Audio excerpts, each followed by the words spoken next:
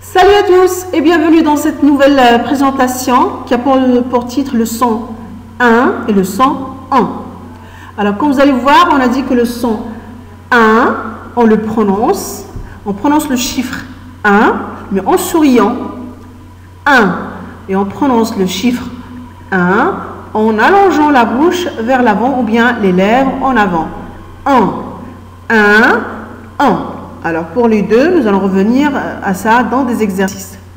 Bien, alors avant ça, je vous prie de prendre vos manuels et nous allons découvrir l'histoire d'aujourd'hui.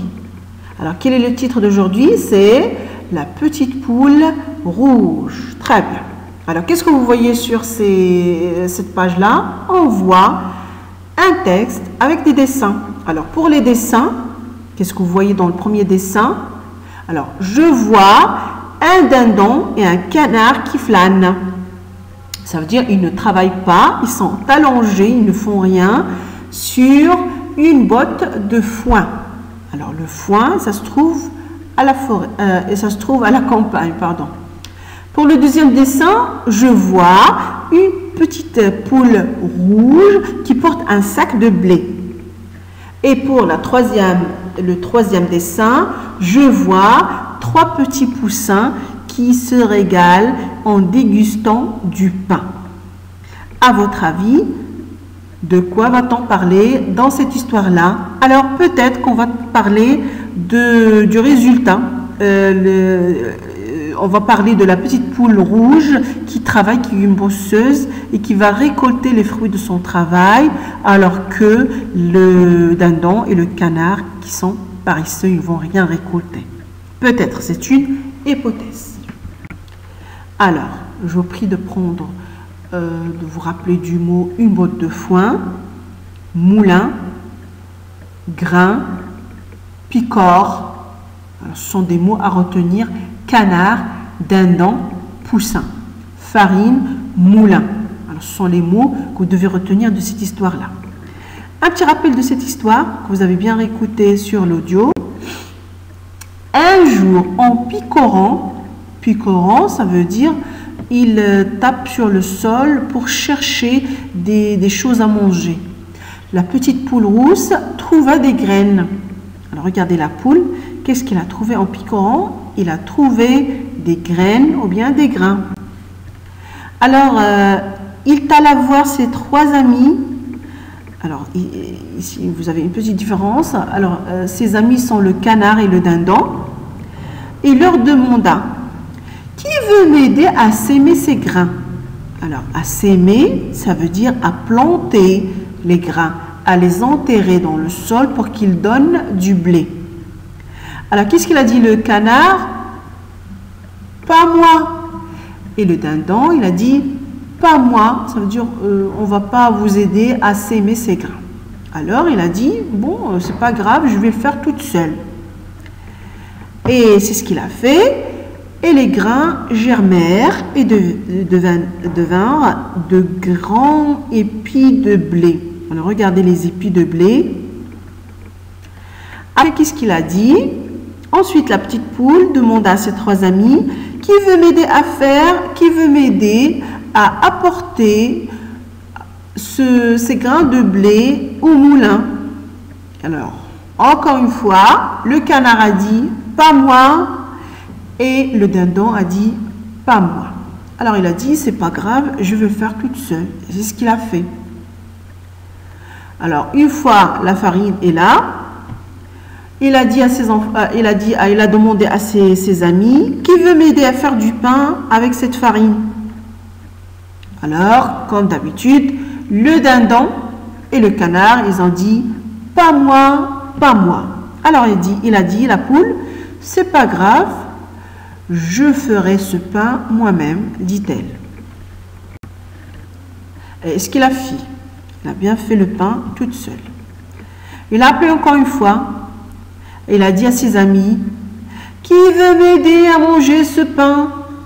Alors, maintenant, qu'est-ce qu'ils ont dit? Qu'est-ce qu'ils ont dit, le dindon et le canard, une fois que le pain, ils ont ressenti l'odeur du pain?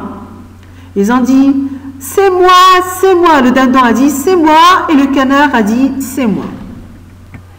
Alors, les petits poussins, les 3 poussins, qu'est-ce qu'ils ont dit? C'est nous qui allons manger ce pain. Mes 3 petits poussins et moi, ils ont mangé le pain que leur maman a bien travaillé et qu'il a fait beaucoup d'efforts pour le préparer. Bien.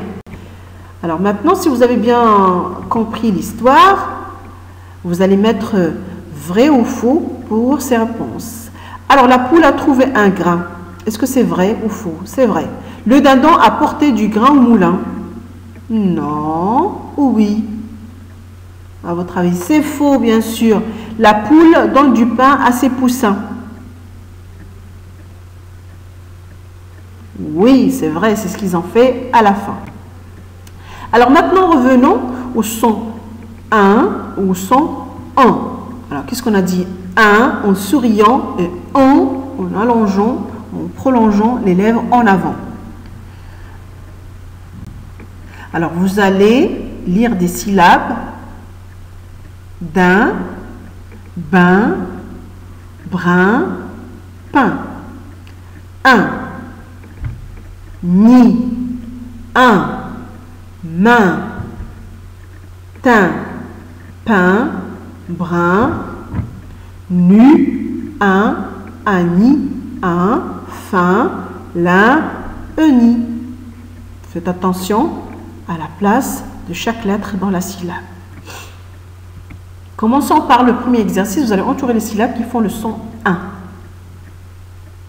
Faites la lecture et cherchez les syllabes qui font le son 1. Très bien. Toujours dans la première ligne. On cherche les syllabes qui font le son 1. Bravo, c'est très bien. On a dit que 1, ça s'écrit avec IN. 1. 1. EIN. AIN, très bien. Deuxième ligne maintenant. Un I, en, wa, un, bravo. IN. Na. Très bien, bravo. OIN, EIN, ça font le son 1. Alors maintenant, dans des mots. Moulin. Très bien, la syllabe là. Copain, copain. Très bien, bravo. Il y a le son 1. Interdire. Interdire. Oui, il y a le son 1. Peindre. Quand vous faites la peinture, vous on peint. 1, très bien. Alors, dernière ligne. Écrivain. Est-ce que vous entendez le son 1? Très bien, vous voyez des lettres qui font le son 1. Châtain. C'est une couleur.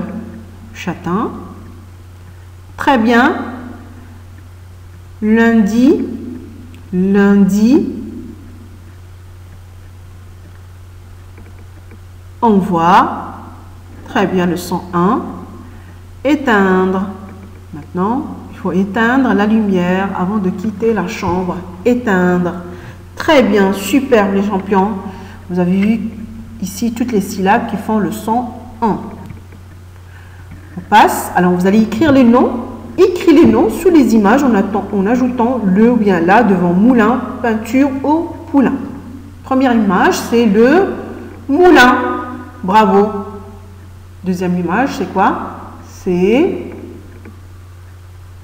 le poulain. Très bien.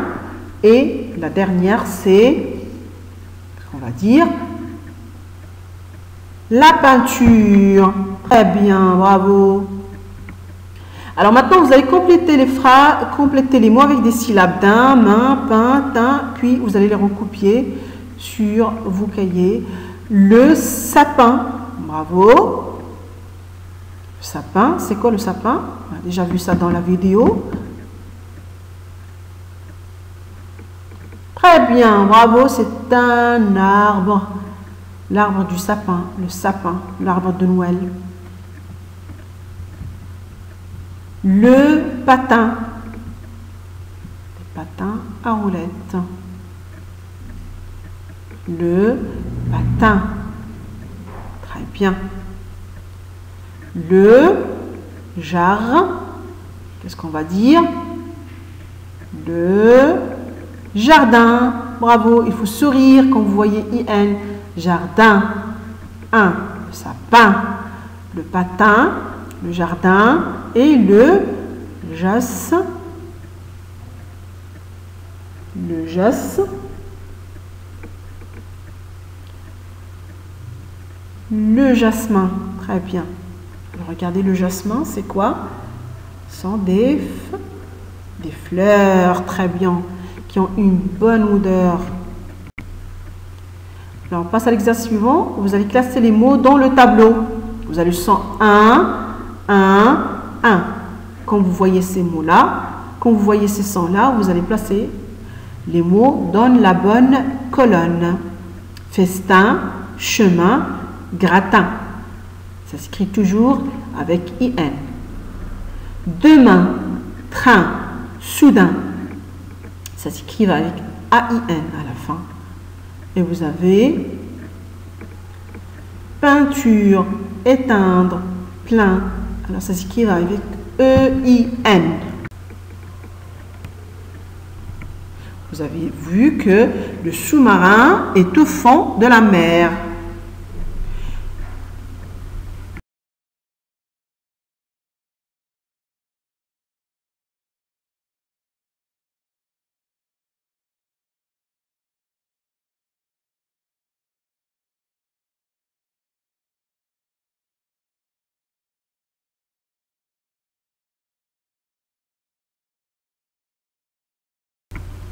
Où est arrivé le train? Alors, où est arrivé le train? Qu'est-ce qu'on va dire? Le train est arrivé en gare.